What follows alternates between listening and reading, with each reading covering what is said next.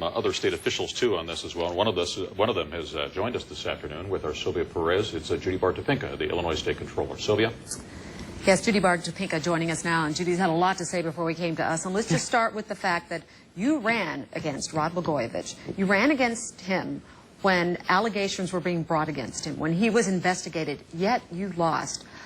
Two questions for you. First one, are you getting any satisfaction, because you have some clear-cut thoughts about this former governor? Well, there's no great satisfaction in terms of having lost to him. I mean, it's a sad day when a fellow like that wins. He's a bad man, and people, you know, when they have a choice, should act upon the choice. And that's why you're so important in the news media, is to try and convey these issues so that people can make an informed decision and have the type of democracy that we're supposed to have. I mean, I just feel sorry for the state of Illinois, because this is going to play internationally again. And the whole Rod Blagojevich situation is going to play again. And everybody's going to say, are you a bunch of doofuses that you elected him not once but twice? You elected him, you know, to the Illinois House of Representatives. You elected him to Congress. I mean, how many times are you going to elect this guy and then have some question about it? He was a well-known commodity, and, you know, yet there were people who stood by him almost to the end till he was hanging from the gallows, for gosh sakes. So somewhere along the line, you really and truly have to evaluate candidates. You have to look at their record, and I'm hoping that others will take note from this, and if they are moving in this type of a course, that they stop now.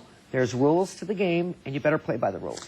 Well, Fitzgerald said earlier, I don't know if you got to see much of the news conference at all, one of the interesting quotes he said is, the future of Illinois will be a lot better when people are offended by corruption. Well, I would hope so. You know, but I mean, if they're going to be numb by it, I mean, we see people getting elected and they do strange things with their office afterward, and it's not as though the public wasn't informed. They just didn't bother to act upon it, or they stay home. Did you feel as if you, because I remember you out there campaigning, did you feel like people just weren't listening, they didn't care? Well, it's very hard to campaign against somebody who's got $27 million, probably of ill-got gains. We always wondered where he got his money. Now it's beginning to kind of fall into line.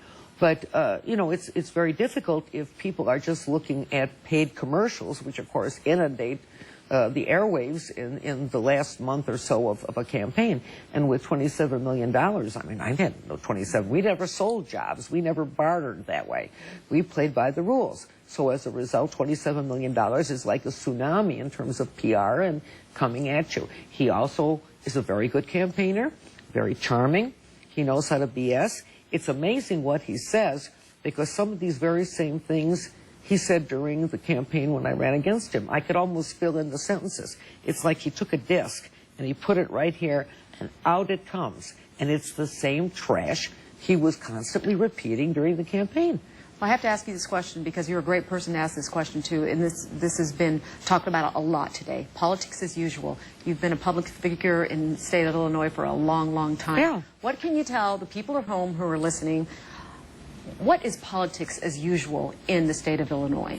It's playing the game for your own benefit, and it's really kind of losing track of why you wanted to run in the first place, why you held office in the first place. You have to have a commitment to public service, to genuinely a passion that you want to help people. And we have folks who, you know, come in there because they can use and manipulate their offices to do better for themselves. And that ought not to be. I mean, if you're going to get rich in public service, I would always kind of question, how are you doing that? Because it's just not a job that you get rich in. It's the benefit and the reward is you've helped somebody. And that really feels good when you do that. This is a sad day historically for the state of Illinois. For the state of Illinois, I should say. What do you want to say to voters who think that they are voting people, good people who care about them in office? What do you want to say to give them some hope so that this isn't what they're left with, as Illinois being the laughingstock of the nation? You know, it's first of all, I would like to have really good people run for public office and take the risk, go out there and do it, get in the arena, because we really do need people and that are good like this. But, you know, when they see some of this go on, it scares them off, and they realize that, you know, with the press, with all due respect, you can get a little bit tough and rough at 24-hour-a-day press. So it kind of scares people off. We have to get really good people to run. Second of all, you know, we have to make sure that we don't stand with people like that. Even we who are in government. If there are folks who are doing this kind of thing, we need to call them out.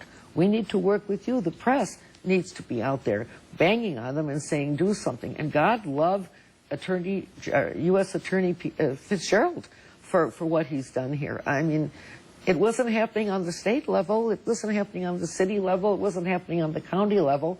But you could just feel it, hear it. You could hear the rumors. You could see all these things. And he acted upon it before it occurred. Because had that Senate seat been sold, the constitutional questions that we would have had to have dealt with would have been horrendous.